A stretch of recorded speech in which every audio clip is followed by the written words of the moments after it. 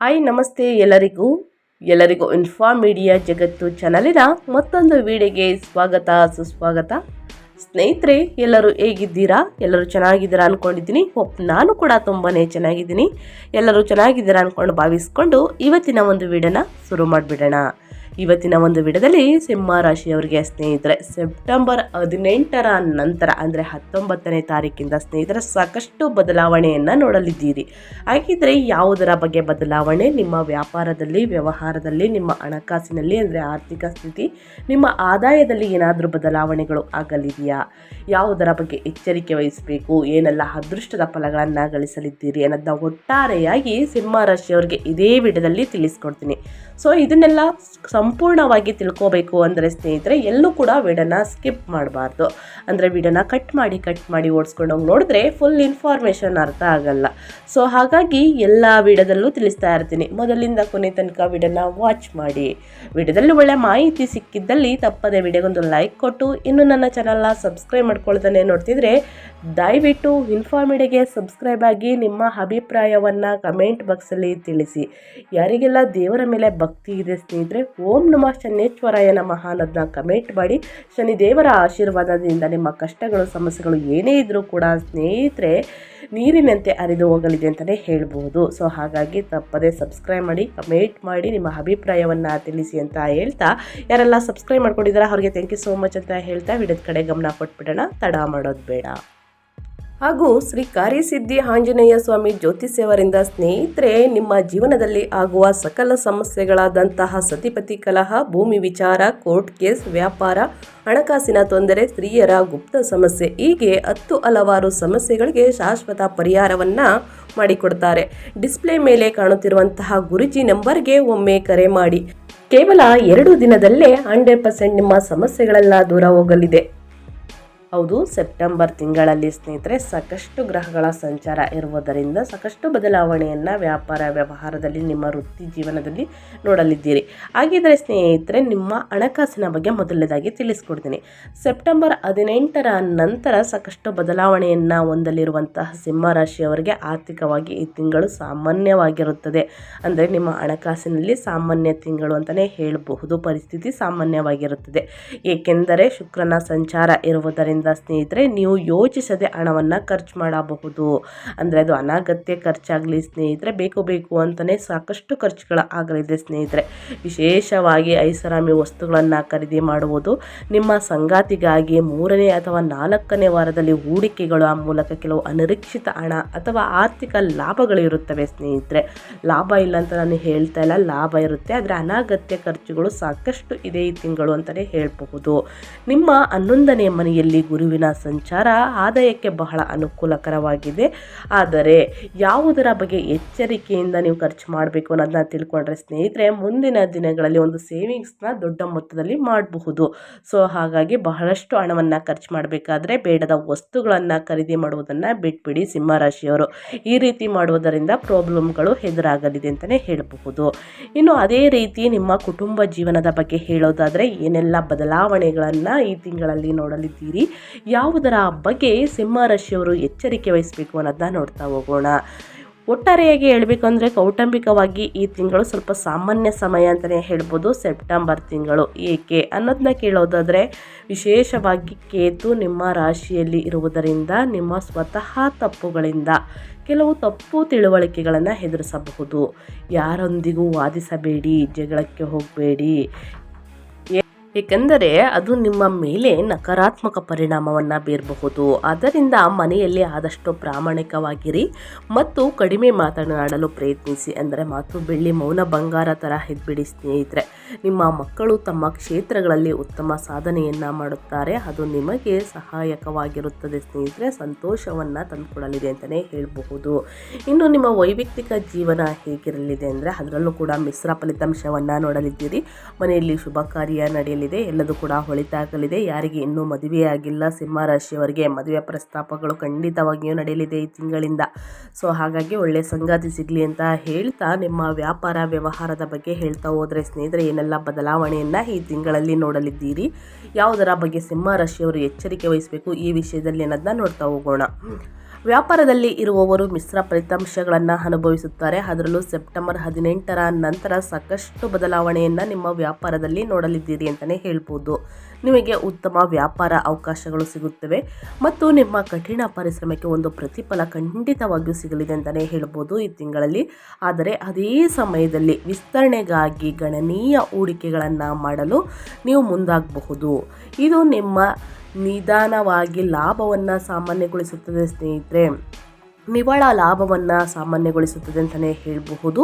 ನಿಮ್ಮ 7ನೇ ಮನೆಯಲ್ಲಿ ರಾಹುವಿನ ಸಂಚಾರ ಇರುವುದರಿಂದ ಸೆಪ್ಟೆಂಬರ್ ತಿಂಗಳಲ್ಲಿ ಸ್ನೇಹಿತರೆ 18ನೇ ತಾರೀಕು ನಂತರ ರಾಹುವಿನ ಸಂಚಾರ ಇರುವುದರಿಂದ ಹಠಾತ್ ಅಥವಾ ಅಸಾಮಾನ್ಯ ಪಾಲುದಾರಿಕೆ ಪ್ರಸ್ತಾಪಗಳನ್ನು ತರಬಹುದು. ನಿಧಾನಗತಿಯಲ್ಲಿ ನಡೀಬಹುದು ಅಥವಾ ಅಡೆತಡೆಗಳು ಬರಬಹುದು ಸ್ನೇಹಿತರೆ. ಆದರೆ ಇದು ಪ್ರಸ್ತುತ ಪಾಲುದಾರರೊಂದಿಗೆ ಸವಾಲುಗಳನ್ನು ಅಥವಾ ವಿವಾದಗಳನ್ನು ಸಹ ಸೃಷ್ಟಿಸಬಹುದು. ಸೊ ಇದರ ಬಗ್ಗೆ ಬಹಳಷ್ಟು ಎಚ್ಚರಿಕೆ ವಹಿಸಿ. ಇನ್ನು ಯಾವುದೇ ಹೊಸ ವ್ಯಾಪಾರ ಒಪ್ಪಂದವನ್ನು ಅಂತಿಮಗೊಳಿಸುವ ಮೊದಲು ಎಚ್ಚರಿಕೆಯಿಂದ ಯೋಚಿಸುವುದು ಅವಶ್ಯಕ. ನಿಮ್ಮ ನಿರ್ಧಾರವೇ ಅಂತಿಮ ನಿರ್ಧಾರವಾಗಲಿ ಸ್ನೇಹಿತರೆ. ಯಾಕಂದರೆ ನಿಮ್ಮ ನಿರ್ಧಾರ ಬೆಟರ್ ಇದೆ. ಸೊ ಹಾಗಾಗಿ ಯಾರ ನಿರ್ಧಾರಕ್ಕೂ ಬದ್ಧರಾಗಬೇಡಿ. ನಿಮ್ಮ ನಿರ್ಧಾರವನ್ನು ಯೋಚಿಸಿ ನಿರ್ಧಾರಗಳನ್ನು ತೆಗೆದುಕೊಳ್ಳಿ. ಇನ್ನು ವ್ಯಾಪಾರ ವ್ಯವಹಾರದಲ್ಲಿ ಹೂಡಿಕೆಯನ್ನು ಮಾಡಬೇಕು ಅಂದರೆ ಈ ತಿಂಗಳು ಬೆಟರ್ ಇಲ್ಲ. ಸೊ ಹಾಗಾಗಿ ಮುಂದಿನ ತಿಂಗಳ ತನಕ ಕಾಯುವುದು ಉತ್ತಮವಾಗಿರುತ್ತದೆ ಸಿಂಹರಾಶಿಯವರಿಗೆ. ಇನ್ನು ನಿಮ್ಮ ಆರೋಗ್ಯದ ಬಗ್ಗೆ ಹೇಳೋದಾದರೆ ಏನೆಲ್ಲ ಬದಲಾವಣೆಗಳನ್ನು ಈ ತಿಂಗಳಲ್ಲಿ ನೋಡಲಿದ್ದೀರಿ, ಯಾವುದರ ಬಗ್ಗೆ ಸಿಂಹರಾಶಿಯವರು ಬಹಳಷ್ಟು ಎಚ್ಚರಿಕೆ ವಹಿಸಬೇಕು ಅನ್ನೋದನ್ನ ಹೋಗೋಣ. ಸ್ನೇಹಿತರೆ, ನಿಮ್ಮ ಆರೋಗ್ಯ ಹೇಗಿರಲಿದೆ ಅಂದರೆ ಈ ತಿಂಗಳು ಸೂರ್ಯನ ಸಂಚಾರ ಇರುವುದರಿಂದ ನಿಮ್ಮ ಮೊದಲ ಮನೆಯಲ್ಲಿ ಸೂರ್ಯ ಮೊದಲು 2 ವಾರಗಳಲ್ಲಿ ಸಂಚಾರ ಮಾಡಲಿದ್ದಾರೆ ಸ್ನೇಹಿತರೆ. ನಿಮ್ಮ ಶಕ್ತಿಯು ಹೆಚ್ಚಾಗಿರುತ್ತದೆ. ಇನ್ನು ಆರೋಗ್ಯದ ದೃಷ್ಟಿಯಿಂದ ಹೇಳಬೇಕು ಅಂದರೆ ಈ ತಿಂಗಳು ಸ್ವಲ್ಪ ಪರವಾಗಿಲ್ಲ ಸ್ನೇಹಿತರೆ. ಆದರೆ ನೀವು ಜಾಗರೂಕರಾಗಿರಬೇಕು. ಯಾವ ವಿಷಯದಲ್ಲಿ ಅಂದರೆ ನಿಮ್ಮ ರಾಶಿಯ ಅಧಿಪತಿಯಾದ ಸೂರ್ಯ ಮೊದಲ 2-3 ವಾರಗಳಲ್ಲಿ ನಿಮ್ಮ ಮೊದಲ ಮನೆಯಲ್ಲಿ ಸಂಚರಿಸುವುದರಿಂದ ನಿಮ್ಮ ಶಕ್ತಿಯು ಹೆಚ್ಚಾಗಿರುತ್ತದೆ. ಆದರೆ ನಿಮ್ಮ ಅಹಂಕಾರ ಮತ್ತು ಆಕ್ರಮಣಶೀಲತೆಯು ಹೆಚ್ಚಾಗುತ್ತದೆ. ಸೊ ಹಾಗಾಗಿ ಸ್ನೇಹಿತರೆ, ಒಂದು ಅಹಂ ಅನ್ನೋದು ಇರುತ್ತಲ್ಲ ಸ್ನೇಹಿತರೆ, ಅದನ್ನು ನಿಯಂತ್ರಣದಲ್ಲೇ ಇಟ್ಕೊಳ್ಬೇಕಾಗುತ್ತದೆ ಸಿಂಹರಾಶಿಯವರು. ಇದು ಒತ್ತಡಕ್ಕೆ ಕಾರಣವಾಗಬಹುದು. ಅದು 2ನೇ ಮನೆಗೆ ಹೋದ ನಂತರ ನೀವು ಕಣ್ಣು, ಹೊಟ್ಟೆಗೆ ಸಂಬಂಧಪಟ್ಟಂತಹ ನೋವು ಮತ್ತು ಗಂಟಲು ಸೋಂಕುಗಳಿಂದ ಬಳಲಬಹುದು. ನೀವು 8ನೇ ಮನೆಯಲ್ಲಿ ಶನಿಯ ಸಂಚಾರವು ದೀರ್ಘಕಾಲದ ಅಥವಾ ಆಂತರಿಕ ಆರೋಗ್ಯ ಸಮಸ್ಯೆಗಳನ್ನು ಹೊರತರಬಹುದು. ಆದ್ದರಿಂದ ಯಾವುದೇ ನಿರಂತರ ಲಕ್ಷಣಗಳನ್ನು ನಿರ್ಲಕ್ಷಿಸಬೇಡಿ. ಈ ಪ್ರಭಾವಗಳನ್ನು ಕಡಿಮೆ ಮಾಡಲು ಶನಿಗೆ ಪರಿಹಾರಗಳನ್ನು ಮಾಡುವುದು ಒಳ್ಳೆಯದಾಗಿರುತ್ತದೆ ಸ್ನೇಹಿತರೆ. ಹಾಗಿದ್ರೆ ಕೊನೆಯಲ್ಲಿ ತಿಳಿಸ್ಕೊಡ್ತೀನಿ, ನಿಮ್ಮ ಆರೋಗ್ಯಕ್ಕೆ ಸಂಬಂಧಪಟ್ಟಂತಹ ಅಡೆತಡೆಗಳು, ಕಷ್ಟಗಳು, ಸಮಸ್ಯೆಗಳು ಏನೇ ಬಂದರೂ ಸ್ನೇಹಿತರೆ ಒಂದು 2-3 ಪರಿಹಾರಗಳನ್ನು ತಿಳಿಸ್ಕೊಡ್ತೀನಿ. ಈ ಪರಿಹಾರಗಳನ್ನು ಮಾಡಿದರೆ ಖಂಡಿತವಾಗಿಯೂ ನಿಮ್ಮ ಸಮಸ್ಯೆ ಏನೇ ಇರಲಿ ಸ್ನೇಹಿತರೆ ಅದೆಲ್ಲವೂ ನಿವಾರಣೆಯಾಗಲಿದೆ ಅಂತಲೇ ಹೇಳಬಹುದು. ಅದೇ ರೀತಿ ಸ್ನೇಹಿತರೆ, ವ್ಯಾಪಾರದ ಬಗ್ಗೆ ತಿಳಿಸ್ಕೊಟ್ಟಾಯಿತು. ಇನ್ನು ನಿಮ್ಮ ವೃತ್ತಿ ಜೀವನದ ಬಗ್ಗೆ ಹೇಳೋದಾದರೆ ಏನೆಲ್ಲ ಬದಲಾವಣೆಗಳನ್ನು ನೋಡಲಿದ್ದೀರಿ ಅಂದರೆ ಸ್ನೇಹಿತರೆ, ಇದು ನಿಮ್ಮ ಪ್ರತಿಷ್ಠೆಯನ್ನು ಹಾಳು ಮಾಡಬಹುದು. ಯಾವುದು ಅಂದರೆ ನಿಮ್ಮ ಸಹೋದ್ಯೋಗಿಗಳು ಮತ್ತು ಮೇಲಧಿಕಾರಿಗಳೊಂದಿಗೆ ವಾದಿಸಬೇಡಿ. ಏಕೆಂದರೆ ಇದು ನಿಮ್ಮ ಪ್ರತಿಷ್ಠೆಯನ್ನು ಹಾಳು ಮಾಡಬಹುದು. 2ನೇ ವಾರದಿಂದ ನಿಮ್ಮ 2ನೇ ಮನೆಯಲ್ಲಿ ಉಚ್ಚ ಸ್ಥಿತಿಯಲ್ಲಿರುವಂತಹ ಬುಧನ ಸಂಚಾರವು ನಿಮ್ಮ ಸಂವಹನದಿಂದ ಕಷ್ಟದ ಸಮಯಗಳಲ್ಲಿ ನಿಮಗೆ ಸಹಾಯವನ್ನು ಮಾಡುತ್ತದೆ. ಇನ್ನು ವೃತ್ತಿಪರವಾಗಿ ನಿಮಗೆ ಹೆಚ್ಚುವರಿ ಕೆಲಸದ ಹೊರೆ ಇರುತ್ತದೆ ಸ್ನೇಹಿತರೆ. ನೀವು ನಿಮ್ಮ ಮಾತುಗಳನ್ನು ಮತ್ತು ಅಹಂಕಾರವನ್ನು ನಿಯಂತ್ರಿಸಬೇಕಾಗುತ್ತದೆ. ವಿಶೇಷವಾಗಿ ಮೊದಲ 2 ವಾರಗಳಲ್ಲಿ ಸೂರ್ಯನು ನಿಮ್ಮ ರಾಶಿಯಲ್ಲಿ ಇದ್ದಾಗ ತ್ವರಿತ ನಿರ್ಧಾರಗಳನ್ನು ತೆಗೆದುಕೊಳ್ಳಬೇಡಿ ಮತ್ತು ನಿಮ್ಮ ಸಹೋದ್ಯೋಗಿಗಳು ಮತ್ತು ಮೇಲಧಿಕಾರಿಗಳಿಂದ ಜಗಳ ಮತ್ತು ವಾದಿಸಬೇಡಿ ಸ್ನೇಹಿತರೆ. ಈ ರೀತಿ ಮಾಡುವುದರಿಂದ ನಿಮ್ಮ ಪ್ರತಿಷ್ಠೆಯನ್ನು ಹಾಳು ಮಾಡಲಿದೆ. ಸೊ ಹಾಗಾಗಿ ಇವೆರಡು ವಿಷಯದ ಬಗ್ಗೆ ಎಚ್ಚರಿಕೆ ವಹಿಸಿ. ಇನ್ನು ನಿಮ್ಮ ಹಣಕಾಸಿನ ಬಗ್ಗೆ ಹೇಳೋದಾದರೆ ಈ ತಿಂಗಳು ಆದಷ್ಟು ಸಾಮಾನ್ಯವಾಗಿರುತ್ತದೆ. ಅನಿರೀಕ್ಷಿತ ಹಣವನ್ನು ಖರ್ಚು ಮಾಡಬಹುದು ಅಥವಾ ಹೂಡಿಕೆಗಳ ಮೂಲಕ ಕೆಲವು ಅನಿರೀಕ್ಷಿತ ಹಣ ಖರ್ಚು ಆಗಲಿದೆ ಸ್ನೇಹಿತರೆ. ಆರ್ಥಿಕ ಲಾಭಗಳು ಕೂಡ ಇದೆ, ಆದರೆ ಆದಾಯಕ್ಕೆ ಬಹಳ ಅನುಕೂಲಕರವಾಗಿರಲಿದೆ ಸ್ನೇಹಿತರೆ ಗುರುವಿನ ಸಂಚಾರದಿಂದ. ಅಂದರೆ ಗುರು ನಿಮ್ಮ 11ನೇ ಮನೆಯಲ್ಲಿ ಸಂಚರಿಸುವುದರಿಂದ ಆರ್ಥಿಕವಾಗಿ ಈ ತಿಂಗಳು ಸಾಮಾನ್ಯವಾಗಿರುತ್ತದೆ. ಅನಗತ್ಯ ಖರ್ಚುಗಳಿಂದ ಆದಷ್ಟು ದೂರವಿರಿ ಅಂತಲೇ ಹೇಳಬಹುದು. ಇನ್ನು ಕೌಟುಂಬಿಕವಾಗಿ ನಿಮಗೆ ಸ್ವಲ್ಪ ಸಾಮಾನ್ಯ ಸಮಯ ಅಂತ ಹೇಳಿದೆ. ಏಕೆಂದರೆ ವಿಶೇಷವಾಗಿ ಕೇತು ನಿಮ್ಮ ರಾಶಿಯಲ್ಲಿ ಇರುವುದರಿಂದ 3ನೇ ಮನೆಯಲ್ಲಿ ಸಂಚರಿಸುವುದರಿಂದ ನಿಮ್ಮ ಸ್ವತಃ ತಪ್ಪುಗಳಿಂದ ಕೆಲವು ತಪ್ಪು ತಿಳುವಳಿಕೆಗಳನ್ನು ಎದುರಿಸಬಹುದು. ಯಾರೊಂದಿಗೂ ವಾದಿಸಬೇಡಿ, ಏಕೆಂದರೆ ಅದು ನಿಮ್ಮ ಮೇಲೆ ನಕಾರಾತ್ಮಕ ಪರಿಣಾಮ ಬೀರುತ್ತದೆ. ಆದ್ದರಿಂದ ಮನೆಯಲ್ಲಿ ಆದಷ್ಟು ಪ್ರಾಮಾಣಿಕವಾಗಿರಿ ಅಂತ ಹೇಳಿದೆ. ಇನ್ನು ವಿದ್ಯಾರ್ಥಿಗಳ ಬಗ್ಗೆ ಹೇಳೋದಾದರೆ ವಿದ್ಯಾರ್ಥಿಗಳು ತಮ್ಮ ಅಧ್ಯಯನದ ಮೇಲೆ ಹೆಚ್ಚು ಗಮನ ಹರಿಸಬೇಕು. ಏಕೆಂದರೆ ತಿಂಗಳ ಮೊದಲ ಭಾಗದಲ್ಲಿನ ಸಂಚಾರಗಳು ಏಕಾಗ್ರತೆಯ ಕೊರತೆ ಮತ್ತು ಆಕ್ರಮಣಕಾರಿ ಸ್ವಭಾವಕ್ಕೆ ಕಾರಣವಾಗಬಹುದು. ಇನ್ನು 3-4ನೇ ವಾರದಿಂದ ಸ್ನೇಹಿತರೆ, ಬುಧನು ನಿಮ್ಮ ಏಕಾಗ್ರತೆಯನ್ನು ಬಲಪಡಿಸುವುದರಿಂದ ನಿಮ್ಮ ಶಿಕ್ಷಣದಲ್ಲಿ ಉತ್ತಮ ಸಮಯವನ್ನು ಕಾಣಲಿದ್ದೀರಿ. ಒಟ್ಟಾರೆಯಾಗಿ ಹೇಳಬೇಕು ಅಂತಂದರೆ ಈ ತಿಂಗಳಲ್ಲಿ ಯಾವುದರ ಬಗ್ಗೆ ಎಚ್ಚರಿಕೆ ವಹಿಸಬೇಕು, ಏನೆಲ್ಲ ಅದೃಷ್ಟವನ್ನು ನೋಡಲಿದ್ದೀರಿ ಅನ್ನೋದನ್ನ ತಿಳಿಸ್ಕೊಟ್ಟಾಯಿತು ಸ್ನೇಹಿತರೆ. ಈ ತಿಂಗಳು ನಿಮಗೆ ಮಿಶ್ರ ಫಲಿತಾಂಶಗಳು ಲಭಿಸುತ್ತದೆ. ಶುಭ ಗ್ರಹವಾದ ಗುರು ನಿಮ್ಮ ಆದಾಯಕ್ಕೆ ಬಲವಾದ ಬೆಂಬಲವನ್ನು ನೀಡುತ್ತದೆ. ಶನಿ, ರಾಹು ಮತ್ತು ಕೇತುಗಳ ಸವಾಲಿನ ಸಂಚಾರಗಳು ಅಂತಲೇ ಹೇಳ್ಬೋದು. ನಿಮ್ಮ ವೃತ್ತಿ ಜೀವನದಲ್ಲಿ ಸಂಬಂಧಗಳು ಮತ್ತು ಆರೋಗ್ಯವನ್ನು ಎಚ್ಚರಿಕೆಯಿಂದ ನೋಡ್ಕೊಳ್ಬೇಕಾಗುತ್ತದೆ ಎಂದು ಸೂಚಿಸಲಾಗಿದೆ ಸ್ನೇಹಿತರೆ.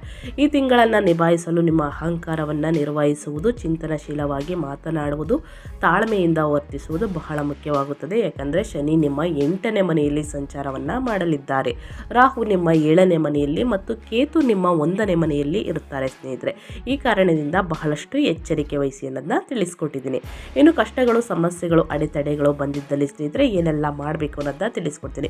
ಮೊದಲನೇದಾಗಿ ಮಾನಸಿಕ ಗೊಂದಲ, ಅಹಂಕಾರ ಸಂಬಂಧಿತ ಸಮಸ್ಯೆಗಳನ್ನು ಕಡಿಮೆ ಮಾಡಲು ನಿಮ್ಮ ಆರೋಗ್ಯ ಸಮಸ್ಯೆ ಎಲ್ಲ ನಿವಾರಣೆಯಾಗಬೇಕು ಅಂದರೆ ಸ್ನೇಹಿತರೆ, ಪ್ರತಿದಿನ ಅಥವಾ ಪ್ರತಿ ಬುಧವಾರ ಗಣೇಶನನ್ನು ಪೂಜಿಸಿ ಗರಿಕೆ ಹುಲ್ಲನ್ನು ಅರ್ಪಿಸಿ ಸ್ನೇಹಿತರೆ ಒಳಿತಾಗಲಿದೆ. ಇನ್ನು ಪ್ರತಿ ಶನಿವಾರ ಸ್ನೇಹಿತರೆ ಹನುಮಾನ್ ಚಾಲಿಸ ಅಥವಾ ಶ್ರೀರುದ್ರಮನ್ನ ಪಠಿಸಿ 8ನೇ ಮನೆಯಲ್ಲಿ ಶನಿಯ ಪ್ರಭಾವಗಳನ್ನು ಕಡಿಮೆ ಮಾಡಬಹುದು. ಶನಿ ಸಕಾರಾತ್ಮಕ ಫಲಿತಾಂಶಗಳು ಸಿಗಬೇಕು ಅಂತಂದರೆ ಶನಿ ದೇವರಿಂದ ಸ್ನೇಹಿತರೆ ಆದಷ್ಟು ಈ ಸಣ್ಣ ಪುಟ್ಟ ಪರಿಹಾರಗಳನ್ನು ಮಾಡಬೇಕಾಗುತ್ತದೆ. ಇನ್ನು ಪ್ರತಿದಿನ ಆಗಲಿಲ್ಲ ಅಂದರೆ ಸ್ನೇಹಿತರೆ ಪ್ರತಿ ಶನಿವಾರ ಮನೆಯಲ್ಲಿ ಪೂಜೆಯನ್ನು ಮಾಡಬೇಕಾದ್ರೆ ಶನಿ ಸ್ತೋತ್ರವನ್ನು ಹೇಳುತ್ತಾ ಮನಸ್ಸಿನಲ್ಲಿ ಸ್ನೇಹಿತರೆ ಸಾಸಿವೆ ಎಣ್ಣೆ ಅಥವಾ ಕಪ್ಪೆಳ್ಳೆ ಎಣ್ಣೆಯಿಂದ ಮನೆಯಲ್ಲೇ ದೀಪವನ್ನು ಹಚ್ಚಿ ಆದಷ್ಟು ಶನಿವಾರ ಕಪ್ಪು ವಸ್ತುವನ್ನು ಬಡವರಿಗೆ ಮತ್ತು ನಿರ್ಗತಿಕರಿಗೆ ದಾನ ಮಾಡುವುದು ಒಳಿತಾಗಲಿದೆ. ತಪ್ಪದೆ ಈ ಸಣ್ಣ ಪುಟ್ಟ ಪರಿಹಾರಗಳನ್ನು ಮಾಡಿ ಅಂತ ಹೇಳ್ತಾ ನಾನು ವಿಡಿಯೋನ ಎಂಡ್ ಮಾಡ್ತಾ ಇದ್ದೀನಿ. ಶನಿದೇವರ ಆಶೀರ್ವಾದದಿಂದ ನಿಮ್ಮ ಎಷ್ಟೇ ಕಷ್ಟಗಳು, ಸಮಸ್ಯೆಗಳು ಇದ್ದರೂ ಕೂಡ ಸಿಂಹ ರಾಶಿಯವರ ಆರೋಗ್ಯದಲ್ಲಾಗಲಿ, ವ್ಯಾಪಾರದಲ್ಲಾಗಲಿ, ವ್ಯವಹಾರದಲ್ಲಾಗಲಿ ಕಷ್ಟ ಸಮಸ್ಯೆಗಳೆಲ್ಲ ನಿವಾರಣೆಯಾಗಲಿ ಅಂತ ಹೇಳ್ತಾ ನಿಮಗೂ ಮತ್ತು ನಿಮ್ಮ ಕುಟುಂಬಕ್ಕೆ ತುಂಬಾ ಒಳ್ಳೆಯದಾಗಲಿ, ಶನಿದೇವರ ಆಶೀರ್ವಾದ ಸದಾ ಸಿಗಲಿ ಅಂತ ಹೇಳ್ತಾ ವಿಡಿಯೋದಲ್ಲಿ ಒಳ್ಳೆಯ ಮಾಹಿತಿ ಸಿಕ್ಕಿದರೆ ತಪ್ಪದೆ ವಿಡಿಯೋಗೊಂದು ಲೈಕ್ ಕೊಡಿ. ಸಿಂಹ ರಾಶಿಯವರು ಯಾರೆಲ್ಲ ನೋಡ್ತಾ ಇದ್ದೀರಾ, ಈ ವಿಡಿಯೋ ಯೂಸ್ಫುಲ್ ಅನಿಸಿದ್ದಲ್ಲಿ ಹೆಚ್ಚು ಫ್ಯಾಮಿಲಿಗೆ, ಫ್ರೆಂಡ್ಸ್ಗೆ ಈ ವಿಡಿಯೋನ ಶೇರ್ ಮಾಡಿ ಅಂತ ಹೇಳ್ತಾ ಮತ್ತೊಂದು ವಿಡಿಯೋ ಜೊತೆ ಮತ್ತೊಂದು ವಿಡಿಯೋದಲ್ಲಿ ಬರ್ತೀನಿ. Thank you for watching.